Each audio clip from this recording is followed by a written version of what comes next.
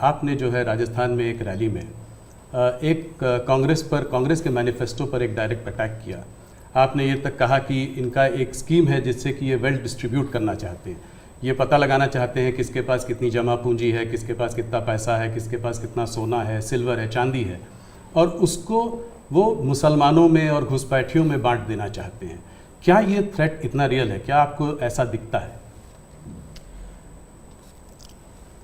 मुझे लगता है कि शायद आपकी टीम ने मेरा पूरा कैंपेन को ट्रैक नहीं किया है, या शायद विकास की बहुत सी बातें ऐसी होती हैं जिसको शायद टीआरपी के हिसाब से बैठता नहीं होगा। लेकिन आपने देखा होगा कि मेरा पूरा इलेक्शन कैंपेन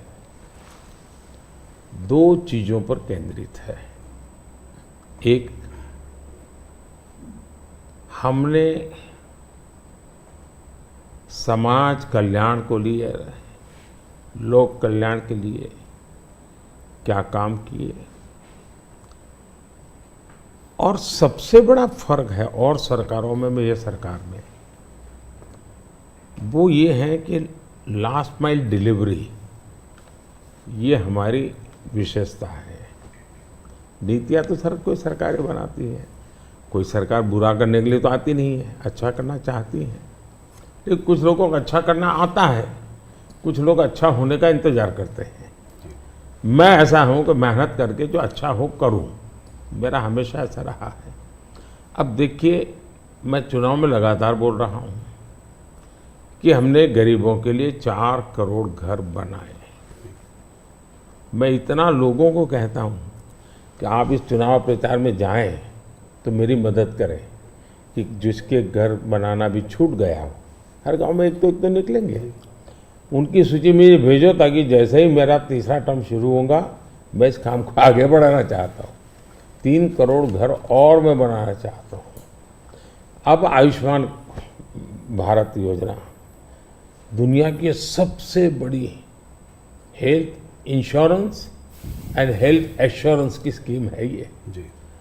55 करोड़ लोगों को इलाज का भरोसा कि भाई अब आपको मोदी है, मोदी की सरकार है, 5 लाख रुपए तक का खर्च होगा, संभाल लेंगे। इस बार हमने मैनिफेस्टो में कहा है कि किसी भी वर्ग का, किसी भी समाज का, किसी भी बैकग्राउंड का व्यक्ति क्यों न हो, जिस भी परिवार में 70 से ऊपर की आयु के जो भी व्यक्ति होंगे, पुरुष स्त्री सब, उन सबको हम ये 5 लाख रुपए तक मुफ्त इलाज की सुविधा देंगे। इस बार हमने मैनिफेस्टो में ये भी कहा है कि जो आशा वर्कर हैं, आंगनवाड़ी वर्कर हैं, उनको हम इसका बेनिफिट देंगे। ट्रांसजेंडर जितने भी हैं, किसी भी आयु के क्यों न हो, हम उनको ये बेनिफिट देंगे। तो ये बात हम लोगों को बताते हैं। अब आप देखिए जी, हमारे देश में बैंकों का राष्ट्रीयकरण हुआ, ये जो मिलकर जब्त करने के खेल चल रहे हैं ना जी, पहले कर चुके हैं जी। सारी बैंकें प्राइवेट थी, लूट लिया रातों रात, गरीबों के नाम पे लूटा गया। लेकिन हमारे देश की बैंकें खस्ता हाल हो गई।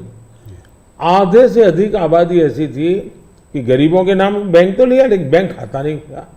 ये मोदी ने आकर के 52 करोड़ बैंक के खाते खोले, और उसका सबसे बड़ा मैंने फायदा उठाया। खाते खोल करके आंकड़ा नहीं किया मैंने, जनधन, आधार और मोबाइल, इस ट्रिनिटी को लेकर के direct benefit transfer 36 lakh crore रुपए, आंकड़ा बहुत बड़ा होता है जी।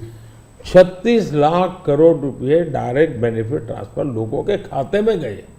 अगर मैंने बैंक खाते न खोले होते तो इनका बड़ा फाइनेंशियल इंक्लूजन इस दुनिया में, पूरी दुनिया में एक साल में जितने अकाउंट खुलते होंगे ना, उससे ज्यादा काम हमारे देश में हुआ है।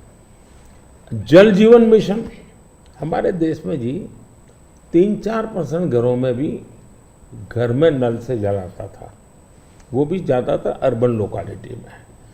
आज 14 करोड़ ग्रामीण परिवारों को नल से जल पहुंचा है।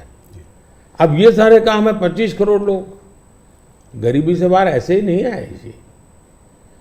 हमने उनको इतना सशक्त बनाया और मेरी स्ट्रैटेजी यही है कि हम गरीब को इतनी ताकत दें कि गरीब खुद गरीबी को परास्त करे।